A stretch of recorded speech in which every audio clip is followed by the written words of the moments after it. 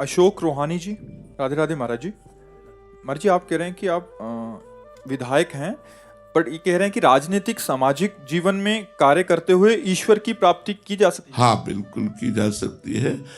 जैसे आप भगवान के द्वारा प्रदत्त विधायक पद दिए हैं तो हजारों लोगों को सुख पहुंचा सकते हैं। यदि आप हजारों लोगों की सुख सुविधा जो सरकार से प्राप्त होती है उसको ईमानदारी से समाज तक पहुंचा पाए और भगवान की सेवा माने, क्योंकि सृष्टि रूप में भगवान ही है।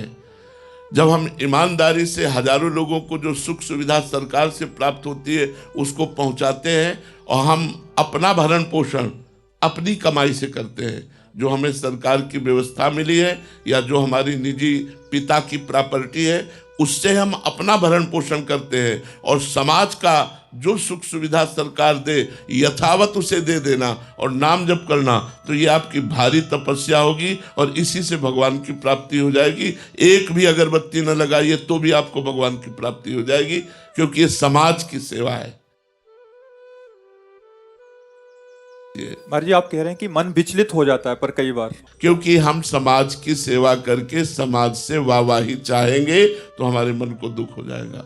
हम नेकी कर दरिया में डाल वाले सिद्धांत में चले कि हमने समाज को देखो, समाज का स्वरूप ऐसा है, आप सच्चाई से सब लोग समझ लीजिए। हम अध्यात्म की धरा से कह रहे हैं कि आप प्राणपन से हजारों को सुख पहुंचाइए, लेकिन उस हजार में 10 ऐसे होंगे जो आपको गाली देंगे, जो आपकी निंदा करेंगे, वो आपको सहना पड़ेगा।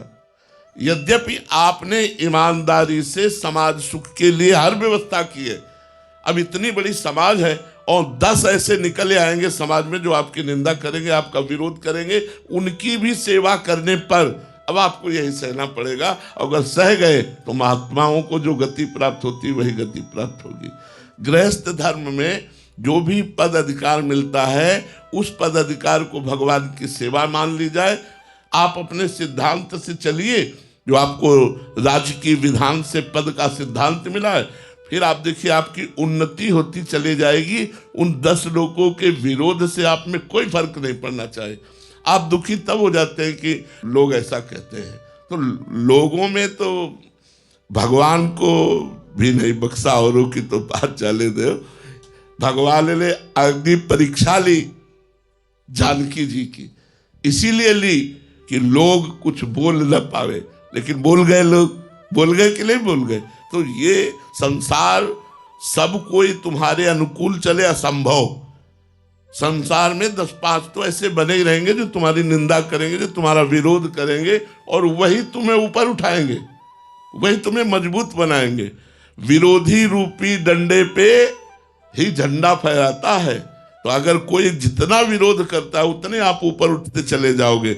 अपने गलत नहीं होने चाहिए, अपने बेईमान नहीं होने चाहिए, अपने को समाज को सुख पहुंचाना है। इसके बाद कोई निंदा करे तो कोई परेशानी की बात नहीं।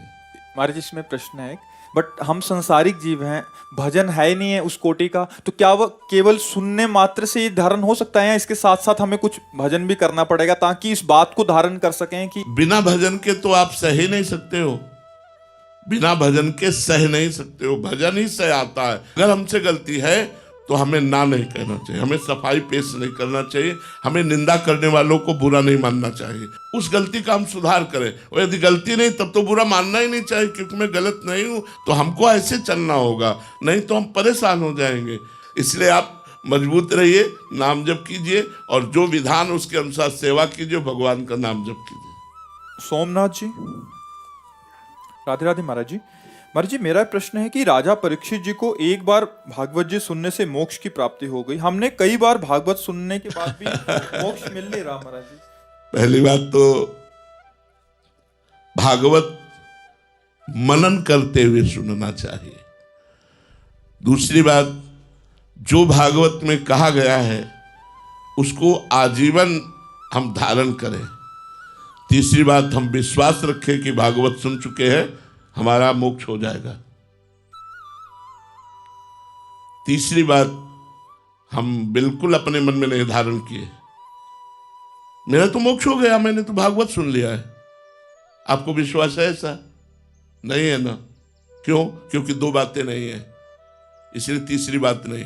पहली बात भागवत का मनन नहीं, दूसरी बात निरंतर जो भागवत आदेश करती है कि भगवान का चिंतन होना चाहिए, वो चिंतन नहीं, इसलिए तीसरी बात आप में नहीं है कि हमारा मोक्ष हो गया क्योंकि मैंने भागवत सुन ली। जब धुंधकारी जैसा पापी एक बार भागवत सुनकर परम पद को प्राप्त कर सकता है तो हम क्यों नहीं परम पद को प्राप्त कर सकते? इसमें हमारा विश्वास। एक बार हरिद्वार में कोई पर्व था तो सब गंगा जी नहा रहे थे। माता पार्वती जी ने कहा कितने पुण्यात्मा भारतवासी हैं, देखो हरिद्वार में गंगा नहा रहे हैं। तो उनका पानी में तो बहुत डुबकी मार रहे हैं, गंगा में तो एक ही दो मार रहे हैं। उनका भगवान समझी नहीं, धारा तो वही है।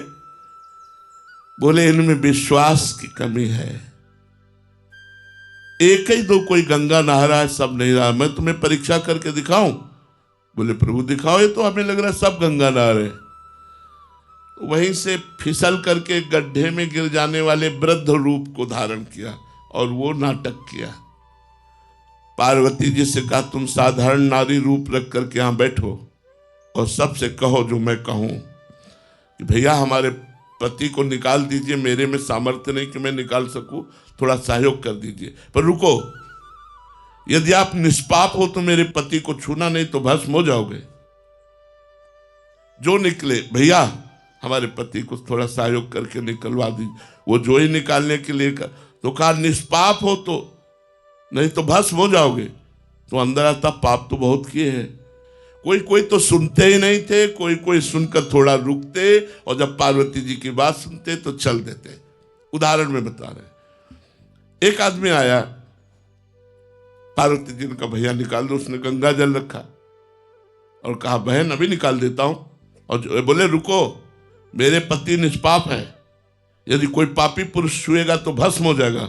बोले अभी आपको पता नहीं मैं गंगा नहा के आ रहा हूं, गंगा सर्व पापों का नाश करती इसलिए मैं निष्पाप हूं। और तुरंत महादेव जी को उठाया बाहर रख दिया और चला गया। पार्वती जी से कहा केवल एक गंगा नहाया इसने। तो बोले प्रभु नहाया तो सब। बोले विश्वास और भावना की कमी। विश्वास और भाव, एक को विश्वास है जिन गंगा जी का नाम श्रवण मात्र से सर्व पाप नष्ट हो जाते। गंगा गंगा यो ब्रियाति यो जनानाम सतैरप। 100 कोस से दूर कोई बोले गंगा गंगा तो उसका पाप नष्ट हो जाता है। मैं तो गंगा में स्नान करके आ रहा हूं, अब मैं पापी कैसे रह सकता हूं? उसको विश्वास है। विश्वास के कारण उसने महादेव जी को 1 मिनट में बाहर निकाल के रख दिया और उसी को महादेव जी ने कहा ये गंगा स्नान करके आ रहा है। तो हम लोग भागवत सुनकर मनोरंजन करते हैं, भागवत सुनकर मनन नहीं करते, भागवत सुनकर भागवत का आचरण नहीं धारण करते। इसीलिए हमें विश्वास नहीं कि हमारा मोक्ष होगा कि नहीं। नहीं तो अगर एक भागवत सुन लो तो एक भागवत तुम्हारा मोक्ष कर देगी। जब पापी धुंधकारी एक भागवत सुनता है तो उसके लिए विमान आता है और भगवान को प्राप्त होता है। उसी समय गोकर्ण जी पूछते हैं सैकड़ों विमान क्यों नहीं लाए? क्योंकि सैकड़ों लोगों ने सुना। तो बोले इसलिए नहीं लाए, इन लोगों ने मनन नहीं किया। वो खाना पीना सब छोड़ करके रात दिन भागवत का मनन करता था। जो सुनता था तो सुन करके मनन करना, मनन करके उसे जीवन में उतारना तो मोक्ष की प्राप्ति हो जाना। जैसे नहीं घट के उसका क्या उपाय करें? हाँ, उसका उपाय ये कि जब हम बार बार करत करत अभ्यास के जड़मत होत सुजान, शब्दों पर ध्यान दीजिए। करत करत अभ्यास के जड़मति होत सुजान, वो बहुत विवेकी हो जाता है अभ्यास से। रस्सी आवत जात ही सिल पर होत निशान। एक जड़ पत्थर पर भी बार बार जब रस्सी आती जाती है तो उस पर निशान बन जाता है। यदि हम अपनी जबान से बार बार राधा राधा राधा राधा कहेंगे तो हमारे मन पर निशान बन जाएगा, राधा राधा राधा। और एक दिन मन वशीभूत होकर भगवान के नाम में, प्रभु के नाम में डूब जाएगा। हमें बराबर प्रयास करते रहना चाहिए, हारना नहीं है, हमें ये डरना नहीं है कि मेरा मन नहीं लगता, मेरा मन भूत भविष्य की बातों में लगता है, गंदी बातों का चिंतन करता है। बिल्कुल डरो मत, उस समय मन डिलीट हो रहा है, उसकी जितनी वासनाएं वो सब नष्ट हो रही। खूब नाम जप करो, एक दिन देखोगे मन नाम में लग जाएगा। करत करत अभ्यास के, अभ्यास करते रहिए। सातु दीर्घ काल निरंतर सत्कार से भी तो दृढ़ भूमि। यदि दीर्घ काल तक निरंतर नाम आदर के सहित जपा जाए तो हमारे हृदय में मन स्थिर हो जाएगा। चंचलता छोड़ देगा और नाम में बैठ जाएगा। उसी को तो सिद्ध पुरुष कहते हैं, जिसका मन शांत होकर नाम में लग गया। यही तो हम लोग अभ्यास कर रहे हैं जीवन भर कि हमारा मन प्रभु के नाम में लग जाए, और लग जाता है। बचपन से देखा है अभी तक, उसको ना लगना देखा है और उसका लगना देखा है और उसका लीन होता स्वरूप देखा है। वो नाम में लीन हो गया, ये भी स्वरूप देखा है। तो अभ्यास के द्वारा, अभ्यास योग युक्तेन चेतसा नान्यगामिना, हमें धीरे धीरे ऐसा अभ्यास कर लेना है जो हमारा मन है वो प्रभु के नाम में डूब जाए, वो अन्यत्र कहे ना जाए। हमारा नाम छा जाए हमारे चित्त में, हमारा जो नाम जप कर रहे हैं वो मन पर छा जाए, मन को भागने का अवसर ही न मिले। प्रभात मिश्रा जी दिल्ली से। राधे राधे महाराज जी। महाराज जी, अक्सर जब व्यक्ति संकट में होता है तो अनेक संत, साधु संतों के पास जाता है, ज्योतिषचार्यों के पास जाता है, तो वो सब अलग अलग उपाय व मंत्र बताते हैं। ऐसे समय में बड़ा भ्रम सा हो जाता है कि जो पूजा पाठ या जप अभी कर रहे हैं वो छोड़कर उनकी पूजा पाठ करें। एक साधे सब सधे, सब साधे सब जाए, ये सिद्धांत संतों का सुना है कि नहीं? किसका प्रश्न है? एक साधे सब सधे और सब साधे सब जाए। जो आप बहुत जगह भटक करके बहुत जगह की बातें सुनेंगे तो सब चला जाएगा, कोई अनुष्ठान नहीं कर पाओगे। एक को पकड़ो, इसीलिए गुरु बनाया जाता है कि हम अपने संकट में सलाह अपने गुरुदेव से लें, और जो गुरुदेव के मुख से निकलेगा पक्का समझो वो आप करके देख लो, क्योंकि गुरु महिमा है, इसलिए आपका संकट निवृत्ति हो जाएगी। अगर संकट निवृत्त ना हुआ तो संकट में सहने की सामर्थ्य आ जाएगी। कोई भी बात होती थी तो दशरथ जी वशिष्ठ जी के पास जाते थे, कोई भी बात होती तो देवराज इंद्र अपने गुरु बृहस्पति जी के पास जाते, कोई भी बात होती तो जनक जी सतानंद जी से सलाह लेते, अपने गुरुदेव से सलाह ले। बहुत जगह जाने की जरूरत ही नहीं है, इसीलिए गुरु का वर्ण किया जाता है। किसी एक महापुरुष को गुरु के रूप में वर्ण कर लो और हर सलाह उन्हीं से लो और उसी को अपने आचरण में उतारो। और देखो, हम आपको सच्ची बात कहते हैं, आपके भजन किए बिना कोई भी आपके संकट को नहीं टाल सकता। वो आपसे रुपया भले घसीट ले, रुपया भले घसीट ले, हम आपसे सच्ची कहते हैं, आपके संकट को नहीं टाल सकता। आपका भजन आपके संकट को टाल सकता है। हरि स्मृति सर्व विपद विमोक्षणा, अगर हरि स्मरण कर रहे हो तो समस्त विपत्तियों से आप बच जाओगे। भगवान का आश्रय लेते ही अमंगल नष्ट हो जाता है। तो जिस समय द्रौपदी जी ने पतियों का आश्रय लिया, भीष्म जी आदि का आश्रय लिया, फिर अपनी भुजाओं का आश्रय लिया, फिर अपने दांत का आश्रय लिया, और जब सब आश्रय छोड़ दिया और भगवान का आश्रय ले लिया तो यही भगवान वस्त्र के रूप में प्रकट हो गए। और द्रौपदी जी का वस्त्र अपहरण करने वाला दुशासन मूर्छित होकर गिर गया खींचते खींचते, लेकिन उनकी बाजू से उनकी साड़ी नहीं हटी, भगवान का चीर अवतार हो गया, वस्त्र अवतार हो गया। तो हम ऐसे करुणा में भगवान का आश्रय ले, केवल भगवान का आश्रय ले। अगर तुम्हारी विपत्ति नष्ट ना हो जाए तो हमें बताना, केवल भगवान, किसी को फोन ना करे, किसी और का आश्रय न ले, केवल भगवान का आश्रय ले, और उसी समय चमत्कार न प्रकट हो जाए तो आप करना। ये हमने 20 बार देखा, भगवान के आश्रय से बड़ी बड़ी विपत्तियों को नष्ट होते देखा है। इसलिए हम लोग क्या करते हैं, घबरा करके भगवान पता नहीं सुने कि न सुने, उधर तो अविश्वास कर लेते हैं और इधर भागने लगते हैं, इधर और फंस जाते हैं, इधर और फंस जाते हैं। कोई कहेगा तेल चढ़ाओ, कोई ये कहेगा, कोई वो, दुनिया का अब हम क्या क्या चढ़ाएंगे। और हम कह रहे कुछ न करो, राधा राधा राधा राधा राधा, और जहाँ राधा वहाँ कोई बाधा नहीं। आप करके देख लो, बिना पैसे का है, राधा राधा राधा राधा राधा राधा। तो इसलिए बहुत हम अनुभव की बात कहते हैं, भागने की जरूरत नहीं, परेशान होने की जरूरत नहीं, नाम जप करके देखो। देखो थोड़ा सा हमारी बात ध्यान से सुनना, जो ब्रह्मा जी ने लिख दिया है यार उसे कोई टाल नहीं सकता, ये भी बात समझ लो। अगर टाल सकता तो हम अपनी किडनी ठीक कर लेते, लेकिन इतनी सामर्थ्य मिल जाएगी कि भारी विपत्ति में भी आप मुस्कुराकर चल सकते हो।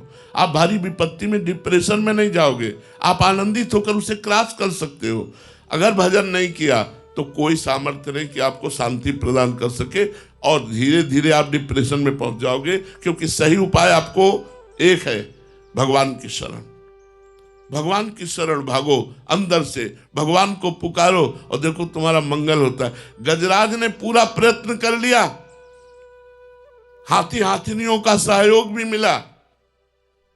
जब उसने देख लिया कि अब मैं डूबने वाला हूं, पुकारा हरि, उसी समय काम बन गए। उसी समय भगवान आए और उसको बाहर कर दिया। हमें लगता है वो भगवान केवल गजराज के या द्रौपदी जी के नहीं, वो भगवान हमारे भी हैं। हमको भगवान से सीधे कनेक्शन, भगवान से सीधे संबंध रखना चाहिए और विपत्ति में, दुख में, सुख में हर समय उनका सुमिरन करना